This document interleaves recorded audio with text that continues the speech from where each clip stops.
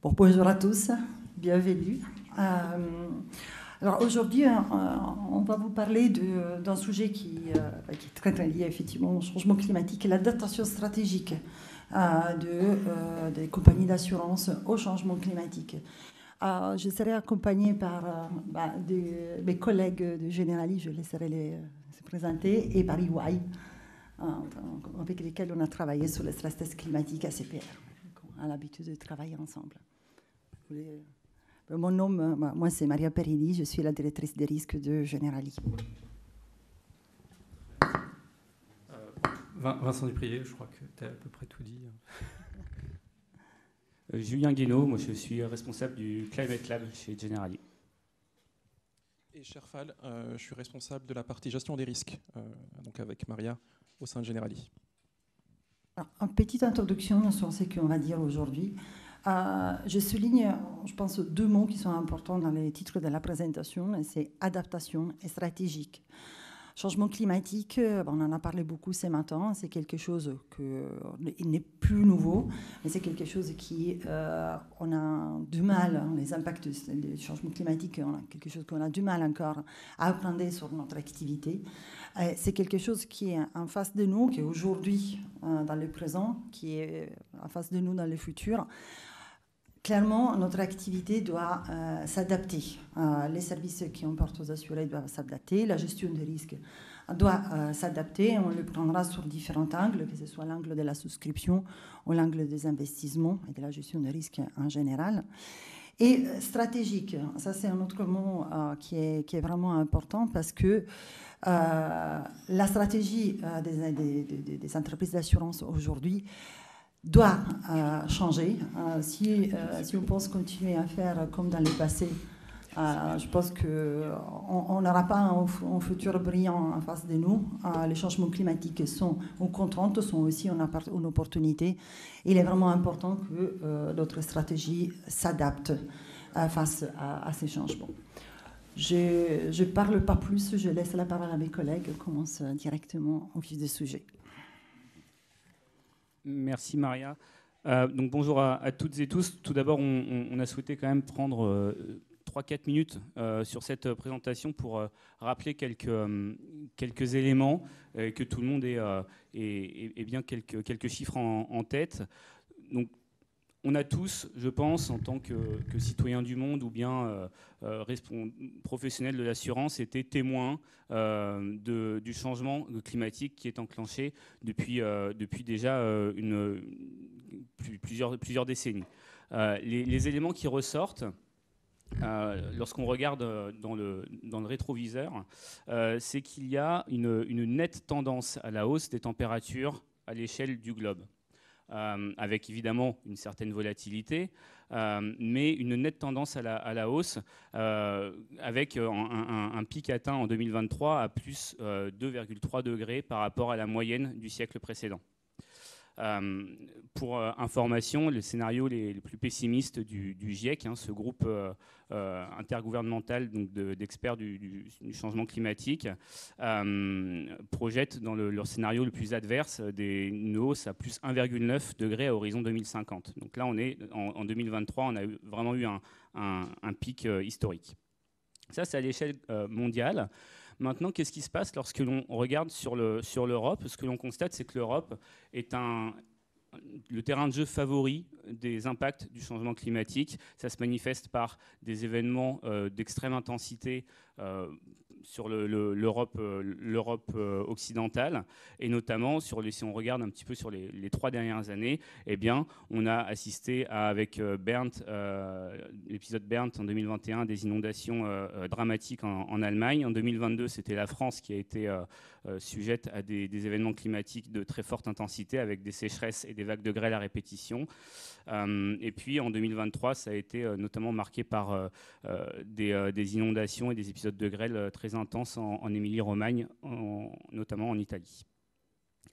Maintenant, lorsque l'on zoome sur la France, ce que l'on constate, c'est, et là c'est une étude France Assureur qui qui révèlent ça. Ce sont des paliers, des coûts des événements climatiques qui sont, lorsque l'on regarde des moyennes mobiles, qui montrent là aussi une très nette tendance à la hausse. Donc il y a un vrai constat où on part dans les années 80 à un coût moyen annuel à 1,2 milliard d'euros pour arriver à des projections sur les 30 prochaines années à 4,7 milliards d'euros, là où sur les 3 dernières années, donc 21, 22, 23, on est plutôt autour de 6 milliards d'euros annuels. Donc en fait, on est déjà au-dessus des projections des 30 prochaines années. Alors évidemment, c'est volatile, il y a des années meilleures que d'autres, mais enfin, là, 2022 et 2023 restent quand même des années de très très grande ampleur. Et ça n'aura échappé également à personne.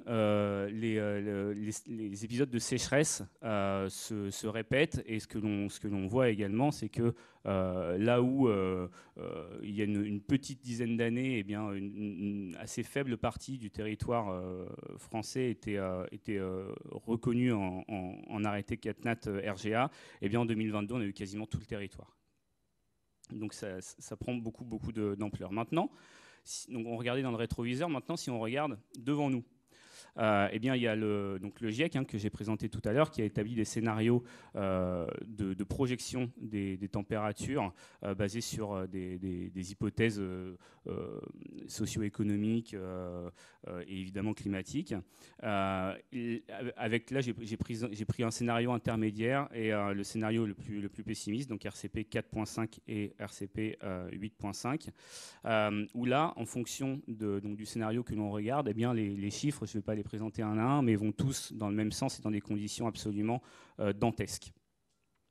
Les principaux drivers, ce sont la hausse des fréquences et des sévérités des événements naturels, les enjeux assurés, où là on observe une littoralisation des enjeux assurés. Les gens, malgré les communications et les événements à répétition de submersion marine, etc., veulent toujours avoir un accès mer, une vue mer, se rapprocher le plus du bord de mer. Et puis les impacts réglementaires, donc, qui ont été pris en compte dans ces projections, notamment avec les réformes du régime CatNat. Voilà, j'en dis pas plus, ça c'était pour planter un peu le décor et mettre vraiment tout le monde au même niveau d'information. Alors, pour prolonger dans l'exposé du décor, au-delà de ce que Julien vient vous présenter, donc là, une tendance très marquée à la hausse, on a pu le voir aussi sur la première infographie. Il y a une deuxième composante qui est problématique, c'est la très forte hausse de la volatilité induite par ce réchauffement climatique. Par rapport à l'assurance, où un des principes, c'est de rechercher la plus forte mutualisation, en fait, on est sur une problématique d'événements qui vont toucher à la fois le bilan, l'actif, le passif au bilan, et qui sont une source de très forte volatilité. Donc on va y revenir par la suite, mais c'est un des sujets qu'il faut pouvoir adresser. Et donc par rapport à ça, on peut identifier plusieurs stratégies. Alors il y a des premières stratégies, c'est un peu théorique, j'en conviens, mais on voit l'esprit, c'est une stratégie d'évitement. Évitement à l'actif, au passif. Ça consiste à identifier ces expositions les plus élevées par rapport à ces différents risques climatiques et plutôt rechercher à sortir de ces risques en essayant de moins souscrire, moins investir, désinvestir éventuellement, de résilier. Sur ces zones-là, risque par risque, et ça peut être à une échelle très, très micro. On y reviendra par la suite. Et donc, cette stratégie, elle va permettre de facto de rester sur la sinistralité un peu autre, plus attritionnelle peut-être, donc de converger vers la loi des grands nombres, donc d'être plus agressif aussi commercialement sur les zones moins exposées, et donc elle peut avoir un sens et être une source de croissance en ayant ce positionnement sur les zones moins risquées. Deuxième stratégie, c'est à l'inverse, c'est une stratégie d'accompagnement. Donc là, pareil, ça suppose d'avoir bien identifié les risques à l'actif au passif et là de mettre en place tout un accompagnement de bout en bout, on y reviendra aussi avec quelques illustrations par la suite, du diagnostic initial auprès d'un assuré ou autour d'un nouvel investissement, ensuite sur des actions de prévention, des actions aussi, on peut imaginer une offre de service, de financement, de diag, et puis après aussi accompagnement dans les phases de remédiation une fois que les événements sont survenus. Donc ça représente potentiellement un coût, mais c'est aussi je dirais une source de croissance importante avec une image peut-être de l'assureur en tant que fournisseur d'un panel de services qui serait très renforcé, une relation de proximité bien plus forte vis-à-vis des assurés ou alors des entreprises qui seraient accompagnées dans le cadre des investissements à l'actif. Il y a une stratégie qu'on peut qualifier de mixte qui peut consister après en regardant aussi dans une logique d'allocation optimale des fonds propres, selon les risques, les marchés, d'être dans la première, c'est-à-dire stratégie d'évitement, ou dans la seconde, stratégie d'accompagnement. Évidemment, la capacité à porter ce risque n'est pas infinie. Donc il faut choisir ses combats en fonction aussi de son historique de positionnement, où est positionné, où est réparti son réseau, sa connaissance aussi du risque. Et après, il y a une dernière stratégie, que moi je considère la plus dangereuse, mais qui peut aussi faire sens. C'est une stratégie un peu plus passive, c'est-à-dire qu'on fait un peu moins, on est plus en mode réactif, donc ça coûte moins en termes d'investissement. En fait, si on était sur un marché non concurrentiel, ça permettrait d'assurer une certaine plus de solidarité, c'est-à-dire que les événements surviennent, on rehausse les tarifs sur l'ensemble de la population, et puis ça permet de couvrir les cas les plus touchés. Cette stratégie, elle présente le risque d'une antisélection assez forte, à la fois sur les zones les plus exposées, les zones les moins exposées, et de conserver plutôt garder le mauvais risque, entre guillemets, par la suite. Donc voilà un peu les grandes typologies de stratégies que nous, on identifie. On va après essayer d'analyser plus en détail du point de vue de l'actif, du point de vue du passif, de tout ce qui est souscription, ce que ça peut représenter. Effectivement. Du coup, là, ce qu'on vous propose par la suite, c'est vraiment de regarder un peu plus en focus, chacun des pans. On va faire un premier focus sur la partie souscription, et puis après, on reviendra sur les questions de transfert de risque, des enjeux notamment de réassurance, et puis on terminera par aussi l'adaptabilité finalement des dispositifs de gestion des risques dans leur globalité. Alors, quelques éléments très illustratifs pour continuer dans ce décor qu'on essaie de cranter pour après vraiment proposer des solutions en termes d'adaptation des différentes stratégies. La question ici, c'est celle finalement de la projection de la sinistralité climatique, donc à horizon 2050. Je vais faire d'ailleurs un petit nota bene qui est, je pense, très important aujourd'hui. La plupart de la littérature aujourd'hui fait un focus, voire même les modèles font un focus sur l'horizon 2050. Et ce qu'on peut voir, notamment si vous vous souvenez de la slide du numéro 5, c'est qu'au-delà de 2050, il se passe quelque chose. Les trajectoires, notamment sur les périls climatiques, se différencient de façon beaucoup plus importante.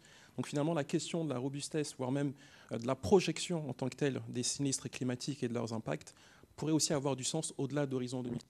Mais bon, c'est une petite astérix, juste pour qu'on le garde en tête. Ce qu'on a schématisé ici, c'est finalement dans ce premier graphique que vous voyez à votre gauche, c'est, on va dire, une évolution possible, en tout cas très tendancielle, qui est totalement linéaire, en lien avec finalement les modèles climatiques et de projection qui sont utilisés aujourd'hui, et qui donc permettent d'avoir cette évolution, on va dire, tendancielle, assez linéaire finalement de la sinistralité climatique à horizon 2050.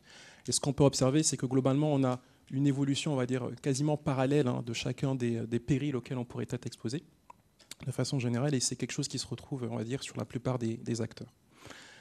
A contrario, sur le schéma de droite, à votre droite, on a essayé de façon totalement fictive de représenter ce que pourrait être le monde de demain, avec cette linéarité des modèles climatiques, et en y intégrant un facteur en plus de volatilité finalement de la sinistralité. Toujours autour de cette finalement tendance linéaire moyenne à horizon 2050.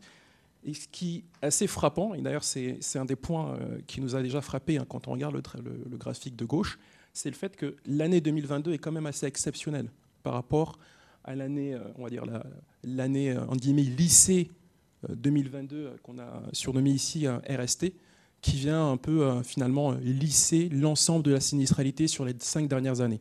Et donc cette question de la volatilité autour de la tendance, elle est très importante. Qui plus est, potentiellement, on pourrait avoir une forte sinistralité versus d'autres avec un peu moins de péril climatique. Deuxième info pour encore un peu plus illustrer cette vulnérabilité et cette question de volatilité. Alors, certains d'entre vous le savent très probablement, dans le cas du stress test climatique de la CPR, il y a eu cette introduction d'un facteur pour commencer à sensibiliser sur la question de l'inassurabilité, qui est le grand mot, j'aurais tendance à dire le mot in actuellement, avec notamment une métrique qui a été proposée pour essayer de capturer finalement cet élément et donner un avis en tout cas sur cette question d'inassurabilité. Donc vous voyez la formule ici au numérateur qui tient compte de la prime dommage hors la partie CatNat, et puis au dénominateur, finalement ce qui est représenté, c'est la valeur des biens assurés des clients.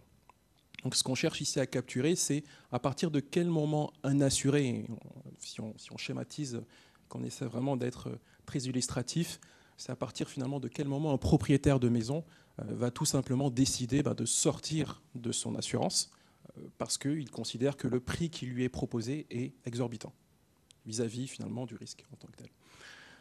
Alors, globalement, au niveau, je pense, de la place, en tout cas les retours qu'on a pu avoir démontrent quand même qu'on a très peu, en tout cas, de sujets d'inassurabilité à l'aune de cette métrique-là, dans la mesure où, globalement, on a une certaine, on va dire, corrélation des facteurs d'inflation au numérateur et au dénominateur, donc qui vont venir s'annuler, et qui plus est, globalement, on voit que l'exercice est très peu mordant en termes d'inassurabilité à horizon 2050.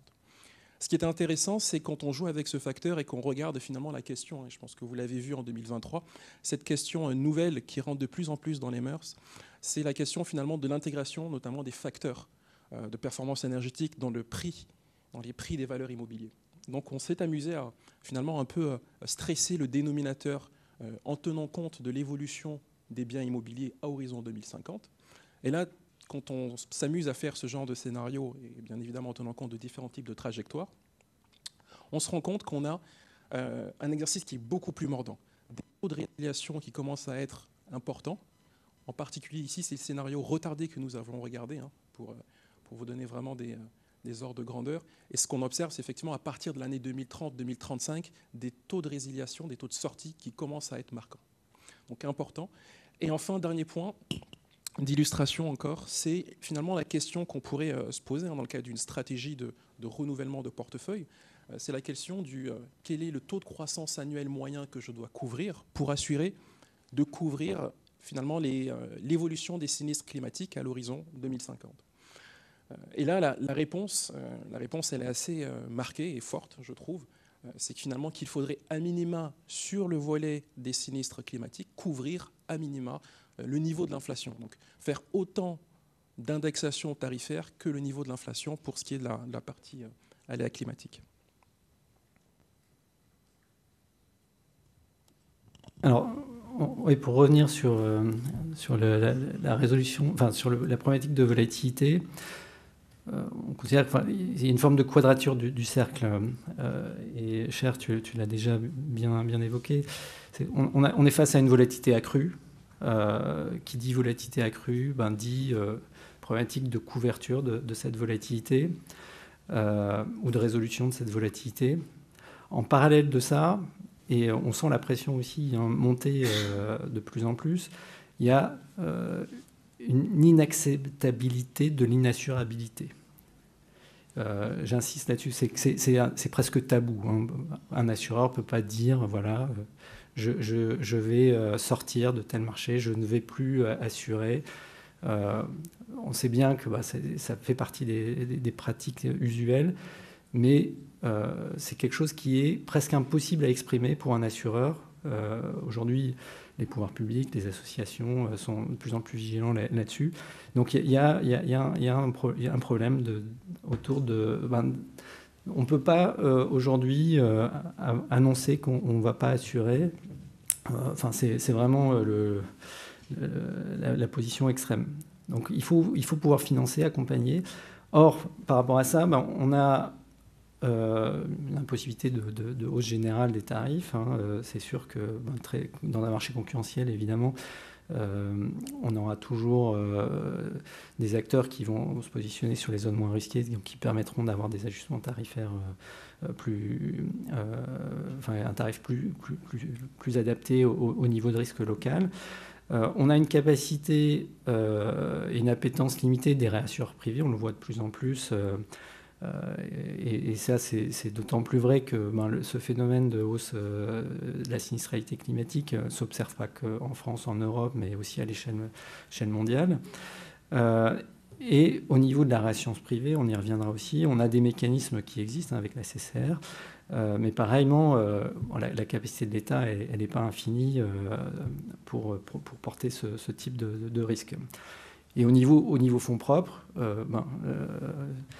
tout assureur qu'on est, on a aussi des contraintes, des exigences, et donc on a une capacité limitée. Donc on voit qu'on a une équation qui est quand même assez complexe à adresser.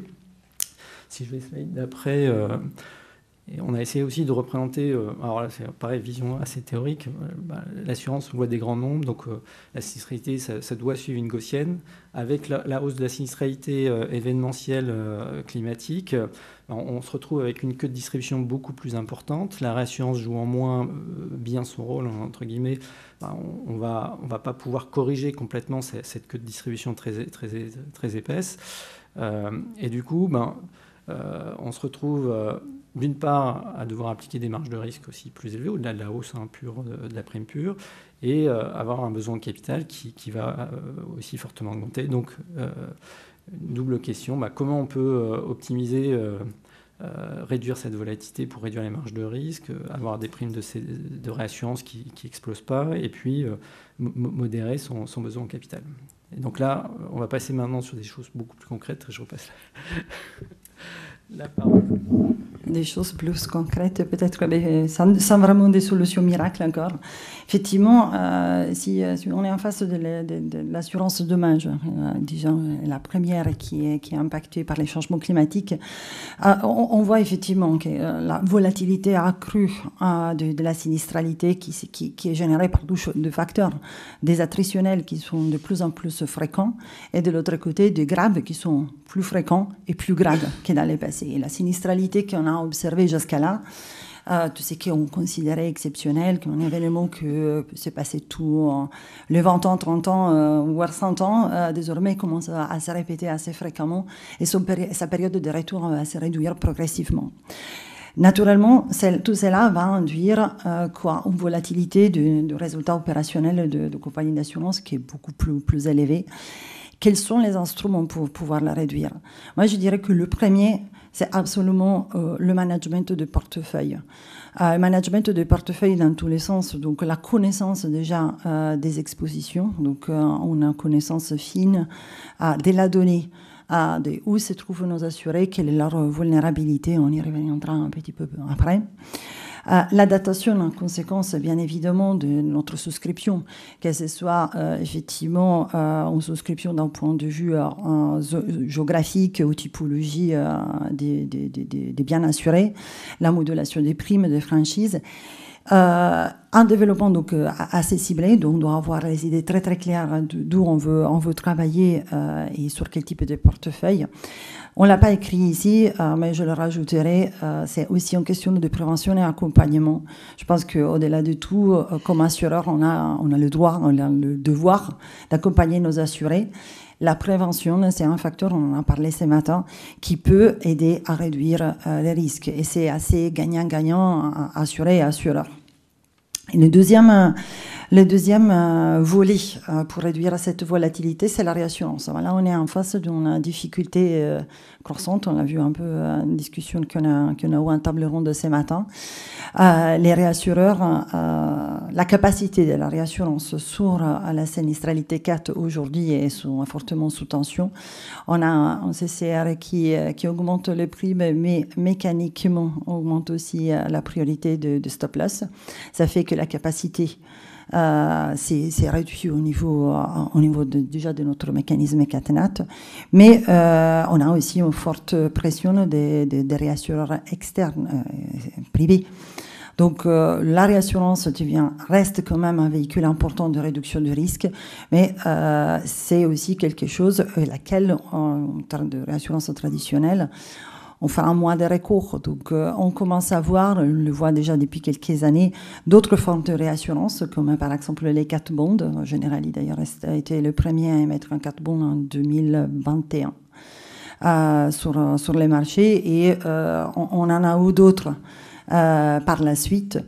Il y a un autre moyen qui est assez important, mais pas à disposition, bien évidemment, de tout le monde, c'est la réassurance interne. Si on appartient à un groupe, on peut faire le leverage sur la diversification géographique, même si même la réassurance interne commence à donner ses limites. Moi, je parle du groupe Generali, par exemple. Je fais un exemple assez simple.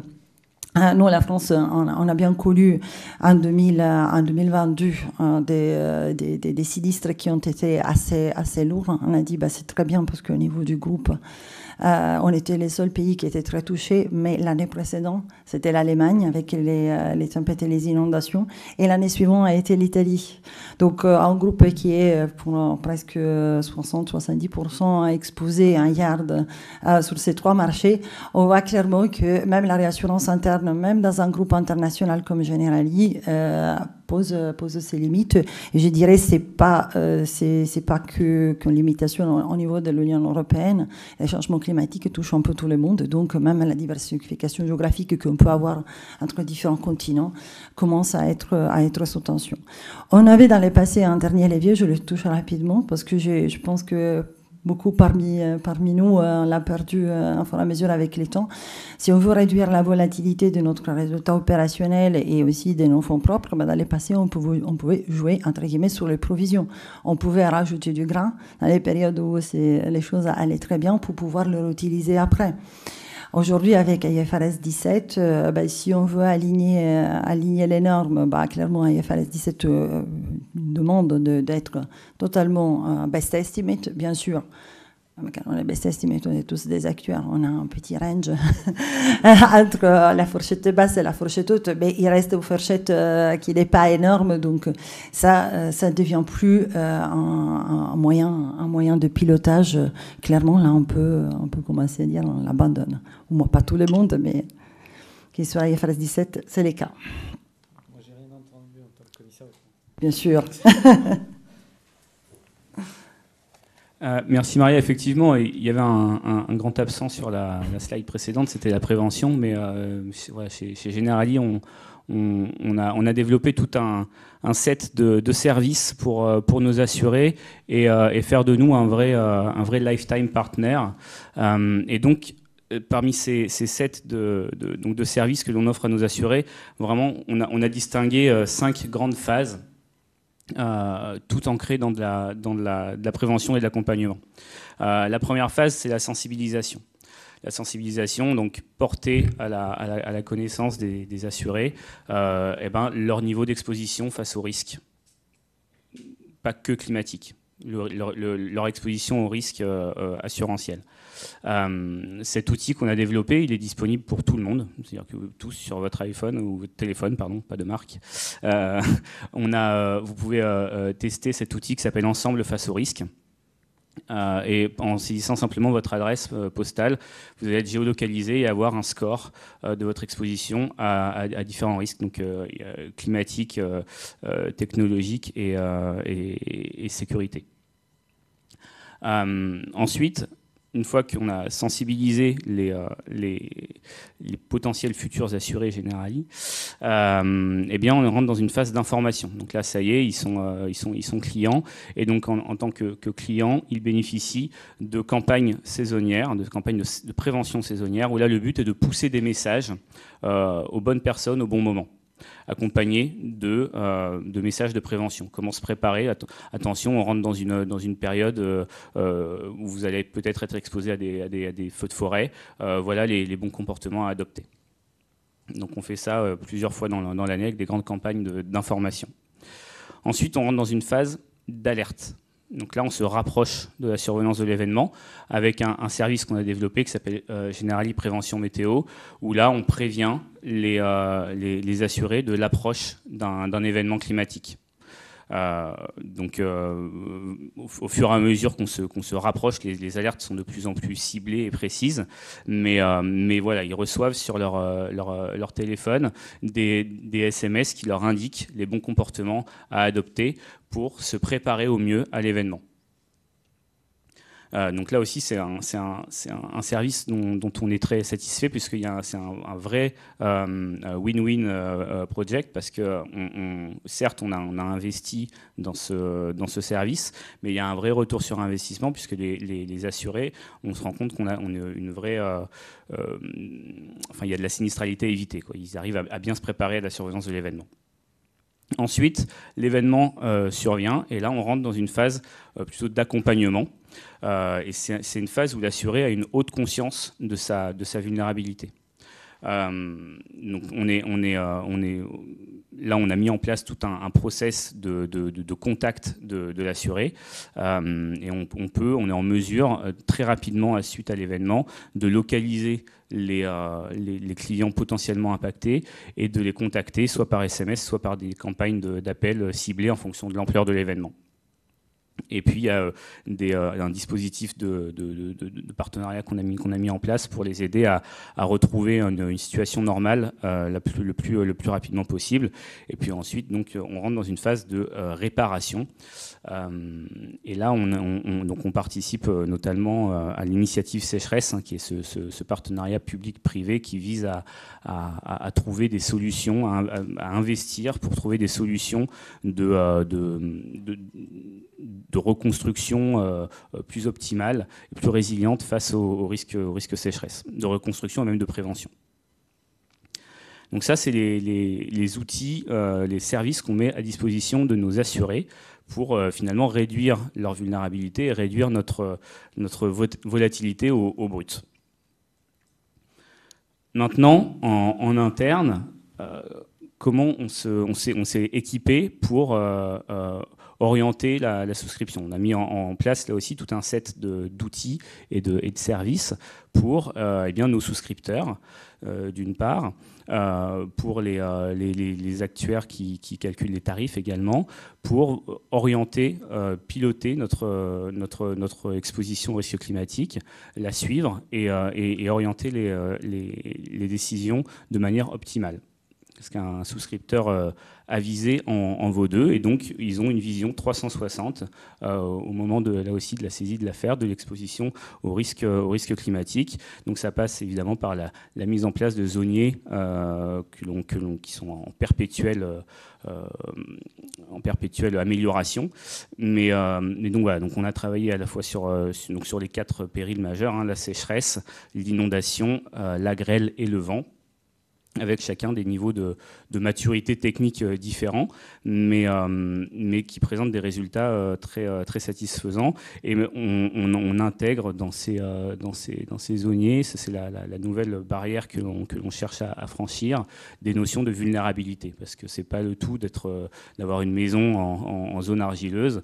Toutes les maisons ne réagissent pas de la même manière, et donc via l'apport notamment de la data, on arrive à identifier des critères de vulnérabilité et adapter en fait les prises de décision en fonction.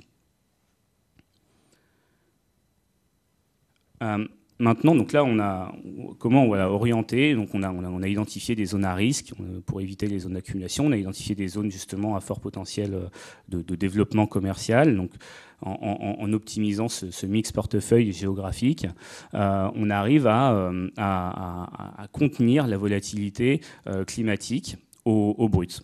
ce que l'on voit, ce qu'on observe au net, et ça, Maria en a fait un très bon exposé tout à l'heure, mais là, du coup, vous avez l'image qui va avec, c'est qu'on est dans un contexte de hard market en réassurance qui a tendance à s'inscrire dans le temps. Ça se cristallise.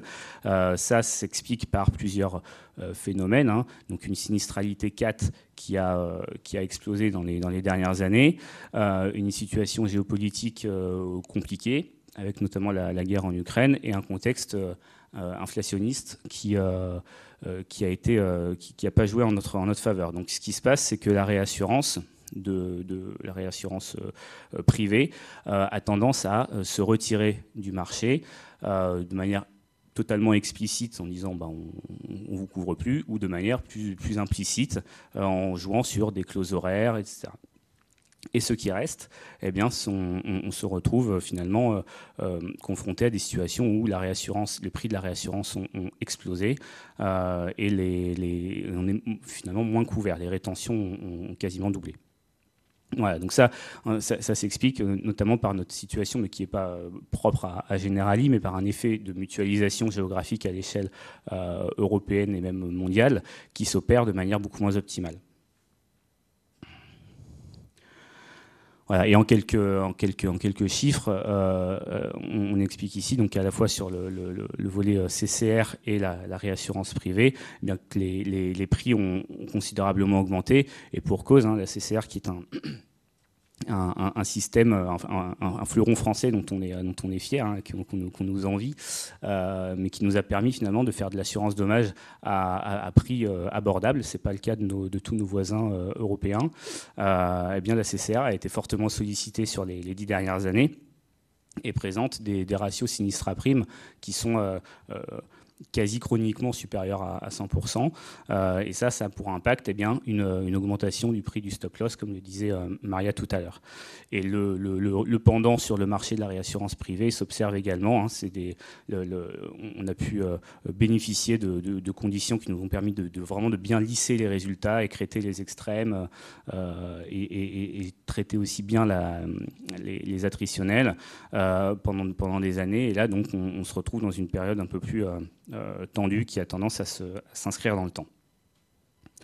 Et donc les solutions alternatives dont parlait Maria elles existent. Clairement, ce sont des options que l'on considère totalement. Elles présentent cependant des limites, puisque que ce soit les cat bonds ou la réassurance paramétrique, ce sont des solutions qui, malgré leur efficacité, vont avoir un appétit fort à des résultats de modélisation en lesquels ils vont avoir confiance. Or, les modèles sur les événements naturels, aujourd'hui, on y voit à peu près clair sur le vent, les tempêtes, ça, elles sont très bien modélisées. Sur le RGA, c'est un tout autre exercice c'est très compliqué à modéliser.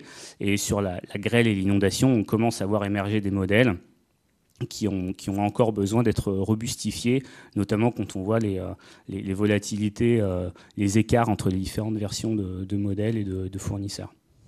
D'où le besoin notamment de se doter d'une vision aussi en interne. Et donc c'est ce qu'on a commencé à impulser au Climate Lab, à développer des modèles internes propres à nos services. Alors, sur le volet de la stratégie d'investissement, donc cette fois-ci, si on va à la droite du bilan, donc vous avez 3 grandes familles de risques, hein, engendrées par cette question de changement climatique que vous connaissez très probablement et très très bien. On a le premier, on va dire celui qui était jusqu'à présent en tout cas le plus matériel, dans le sens où il a été celui qui a été le premier, on va dire, commencé à être évalué, c'est le risque de transition. Donc la question finalement de dans quelle mesure les industries finalement dans lesquelles on investit vont avoir des impacts sur leur valorisation du fait d'entrer dans cette stratégie et dans ces politiques finalement qui vont viser à transiter vers un monde neutre, donc zéro carbone, donc à horizon 2050. Donc c'est cette question finalement à laquelle on essaie de répondre au travers de ce risque. Deuxième risque qui est assez matériel, d'ailleurs je vais vous montrer une petite illustration. Selon les trajectoires, hein, bien évidemment, des scénarios NGFS que l'on retient, mais c'est particulièrement le risque physique. Donc, typiquement, c'est la question de quand on va avoir des actifs détenus en direct, notamment sur des fonds immobiliers, quel est l'impact tel que vient de le montrer d'ailleurs à juste titre Julien, qu'on peut avoir finalement sur la valeur de ces biens à l'actif. Et puis enfin, le dernier qu'on commence à modéliser de notre côté, qui est celui du risque de responsabilité. Alors, très difficile parce que c'est un risque qui très probablement, et d'ailleurs de façon générale, tous ces risques-là vont être croissants à l'avenir. Donc aujourd'hui, définir des modèles sur des éléments qui évoluent, ça reste encore, on va dire, voilà, en cours d'évolution, en cours d'apprentissage toujours, donc prendre beaucoup de pincettes dans ces éléments-là. En tout cas, ce qui ressort de toutes les études qu'on a pu faire, c'est finalement dans cette question de stratégie d'allocation d'actifs, il y a de nouvelles contraintes à intégrer dans le cadre de la définition des stratégies d'allocation d'actifs. Je vais en prendre quelques-uns qui sont les plus marquantes. La première que je mettrai en évidence, c'est celle de la volatilité additionnelle, notamment quand on voit ce caractère un peu systémique, on va dire, de ce type de crise. On l'a vu avec la pandémie, et il y en aura très probablement d'autres en lien avec cette question de changement climatique. À juste titre, la CPR l'a intégré d'ailleurs dans son scénario court terme, cette dimension très systémique qu'on peut avoir avec finalement une série de scénarios climatiques qui va engendrer une prise de conscience au niveau des marchés financiers. La question aussi finalement de l'engagement actionnariat, l'engagement, l'alignement via les trajectoires de l'accord de Paris, important aussi d'avoir en tête, et ça nécessite d'autant plus d'avoir des modèles aujourd'hui qui vont être sur le long terme, donc des trajectoires et des modèles qui tiennent compte finalement de l'horizon de temps long terme, 2050, qui est une vraie difficulté dans nos modèles quand on prend par exemple des calculs Orsa aujourd'hui qui sont plutôt sur des horizons de temps 3 à 5 ans, voire même qui n'intègrent qu'une partie de l'information dont on aurait besoin, notamment la question des secteurs d'activité qui n'est pas forcément aujourd'hui embarquée dans nos projections. Et puis enfin, le dernier point, qui est aussi important, je pense, c'est la question du devoir de conseil. Devoir de conseil dans la mesure où, si on regarde plutôt ce qui se passe du côté des unités de compte, où là, on va référencer des fonds qui vont être distribués et proposés à nos assurés et qui, eux, choisissent finalement les actifs vers lesquels en tout cas les fonds vers lesquels ils souhaitent souscrire. Cette question du devoir de conseil vis-à-vis d'une éventuelle, on va dire, moindre évolution favorable de ces actifs parce qu'ils détiennent des sous-jacents qui eux-mêmes sont assez risqués vis-à-vis de ces engagements. Voilà, c'est une question ici qui est forte, surtout si on se projette sur des engagements long terme, en particulier par exemple quand on a des dispositifs, des portefeuilles de type retraite. Ce que je voulais schématiser au travers de ce graphique, je vois le temps qui file, donc je vais être très synthétique sur celui-ci. Globalement, c'est plusieurs messages. Le premier, c'est peut-être la question de pas forcément regarder d'un seul côté de la fenêtre, avoir différents types de scénarios qui pourraient matérialiser ce que pourrait être le monde de demain. C'est ce qu'on essaie de faire avec, donc là on vous en a projeté quelques-uns, mais globalement on en a à peu près 6 scénarios qu'on évalue plutôt.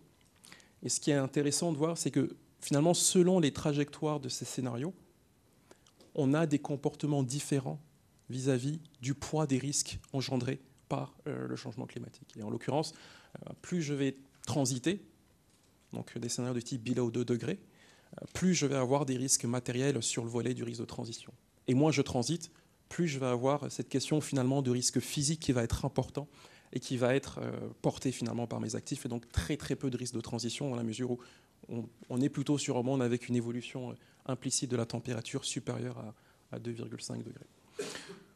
Je pense que le scénario qui me paraît le plus réaliste à date, en tout cas selon les experts aujourd'hui, du GIEC en particulier, c'est vraiment la transition retardée, où là, on retient quand même la forte proportion d'impact des risques physiques, tout petit peu sur le risque de litige.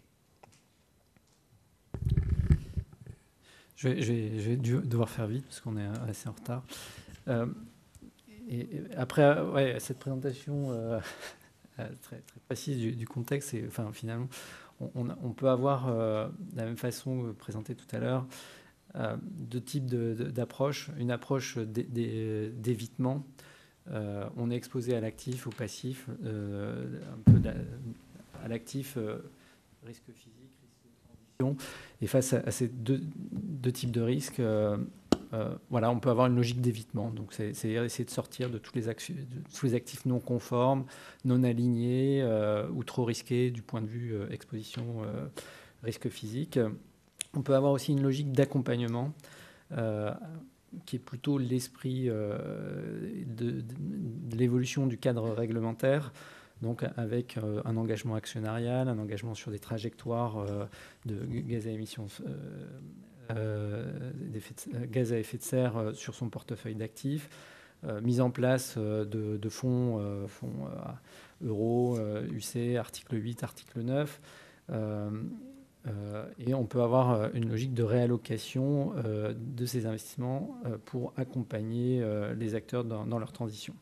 On peut aussi avoir un bilan qui s'enrichisse avec l'intégration de solutions de financement, d'accompagnement de la remédiation ou de la prévention des assurés. Donc là, c'est en lien direct avec la politique de souscription. Donc par rapport à ces stratégies, je ne vais pas le détailler, mais je pense qu'il y a une prise de conscience. On voit qu'on ne parle pas de choses mineures, c'est important, ça doit irriguer dans tous les processus de gestion des risques, de souscription, d'investissement, enfin tous les métiers classiques de l'assureur. Et donc il y a un besoin d'adaptation, de définition d'un nouveau target operating model avec un enrichissement des études, des indicateurs qui vont être produits, des outils. Et c'est des investissements qui sont lourds, significatifs, qu'il faut pouvoir engager assez rapidement, qui partent de la collecte des données, de leur transformation, leur enrichissement, et ensuite la mise en œuvre de tous les travaux calculatoires de production jusqu'à la prise de décision, la sélection d'actifs, la définition de l'allocation stratégique d'actifs, et ainsi de suite. Et tout ça, bien sûr, doit être intégré dans les outils existants, notamment les outils de reporting qui vont de plus en plus s'appuyer, véhiculer cette information complémentaire, notamment au travers de CSRD. Voilà, je passe tout de suite la parole. Un dernier mot sur la gestion du risque. Mais tout d'abord, il y a une question de métrique.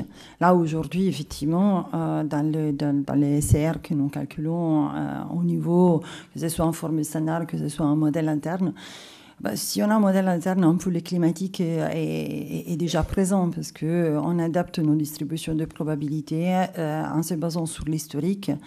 Et cet historique embarque déjà des développements sur les climatiques, et notamment quand on parle de passifs en yard. Et en revanche, effectivement, cette dimension prospective, elle n'est pas complète. Et quand on va regarder notre besoin global de solvabilité, on doit prendre aussi en considération des besoins de capital supplémentaires qui peuvent être engendrés par d'autres phénomènes qui ne sont pas inclus dans les calculs du SR sur l'horizon de notre plan stratégique, notamment liés au changement climatique. Donc on peut avoir différentes approches, notamment deux, je dirais. Une approche par scénario, par modélisation, qui est, disons, exogène d'un calcul réglementaire, ou on peut avoir un calcul plutôt de type réglementaire, comme suggère aujourd'hui les IOPA, dans les cas de la révision de la formule standard, avec l'intégration de certains facteurs Brown dans les calculs de besoin en capital. Bon, pour l'instant, si on est en entité, en modèle interne, on utilise plutôt des approches pour scénario. Nous sommes en train de développer ce qu'on appelle un peu un modèle interne climatique qui nous permettent de mesurer quel est le besoin de capital supplémentaire qui pourrait être engendré par les changements climatiques. Déjà sur l'horizon de notre plan stratégique, ça émerge pas encore. L'horizon de plan stratégique, aujourd'hui, il est un peu trop court pour qu'on puisse commencer à voir émerger des choses assez relevantes, mais on s'attend que progressivement, ces éléments supplémentaires des capitales commencent à ressortir. Donc la slide est complexe, il y a plein de choses, donc je vais juste dire un mot. La stratégie de risque aujourd'hui doit s'adapter aussi au changement climatique. Le changement climatique, la mesure de changement climatique, et au moins dans ce que nous faisons, mais que la réglementation nous impose aussi de faire, est introduite à plusieurs phases dans leur sein. Dans la phase du gouvernement, déjà dans la gouvernance, parce que désormais les facteurs de durabilité imprègnent un peu toute la gouvernance et les politiques des différentes entreprises. Sur l'identification des risques, et ce qui est très important sur l'horizon d'identification des risques, parce que on avait l'habitude dans le passé, dans les ORSA, de faire une photo des risques que l'entreprise était impactée sur un horizon à court terme, moyen terme. Là, on commence à le faire sur un horizon à long terme. Donc, on introduit ces concepts de temps qui deviennent de plus en plus importants et qui deviennent de plus en plus importants au regard de notre stratégie. Je dirais peut-être un mot à la fin. On doit définir bien évidemment un cadre quantitatif, donc des stress tests, donc on doit les définir, on peut utiliser ceux des GIEC, mais on peut en construire nous-mêmes et mesurer l'impact sur notre portefeuille. Et enfin tout ça, bien évidemment, inclure toutes ces analyses dans nos ORSA, les enrichir de plus en plus pour pouvoir alimenter les réflexions au niveau du top management sur la stratégie de nos entreprises. J'arrive vraiment à la conclusion pour dire quelques mots. Donc on a parlé beaucoup aujourd'hui des données. Données sont fondamentales pour connaître bien les portefeuilles qu'on assure, les actifs sur lesquels on est en train d'investir. Ce ne sont plus les données classiques qu'on avait l'habitude d'utiliser. On ne regarde pas que le passé, on essaie de regarder le futur, on essaie d'imaginer ce qui sera le futur. Mais la donnée reste vraiment à la base de nos analyses, de nos projections. Et le rôle de l'acteur devient, comme on est en congrès des acteurs, je pense qu'il faut dire un mot. Je pense qu'il a un rôle vraiment important parce qu'il a l'habitude de mâcher des données, l'habitude de travailler sur les modèles. Le deuxième volet sont effectivement les modèles qui doivent évoluer dans un prisme plus rétrospectif, un prisme prospectif. Et les acteurs ont un rôle très important en termes de pédagogie, mais je dirais interne, visualiser les changements climatiques et les impacts sur les portefeuilles, que ce soit l'actif, que ce soit au passif. C'est pas aussi facile parce qu'on rentre dans le monde de l'inconnu.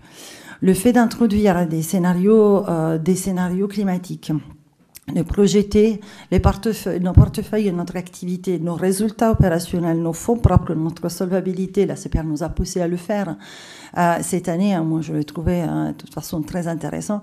Ça permet la quantification, ça permet de mettre notre management en face de nos quantifications, de se rendre compte de combien ça peut coûter et de se rendre compte aussi qu'il est important d'agir pour réduire les coûts, les piloter et maintenir des niveaux de solvabilité qui sont adéquats. L'acteur, dans ces cas-là, vraiment a un rôle très, très important. Il faut qu'on change, et on est tous, je pense, en train de le faire, changer d'un prisme de changement climatique à plus comme un phénomène de communication et de marketing, à plutôt comme un phénomène c'est au cœur de notre business, au cœur de notre stratégie, qui s'adapte et qui s'adapte le plus vite, je pense que ce sera les plus gagnants, parce qu'il y a des risques, il faut les gérer, il y a des opportunités, il faut savoir les saisir aussi.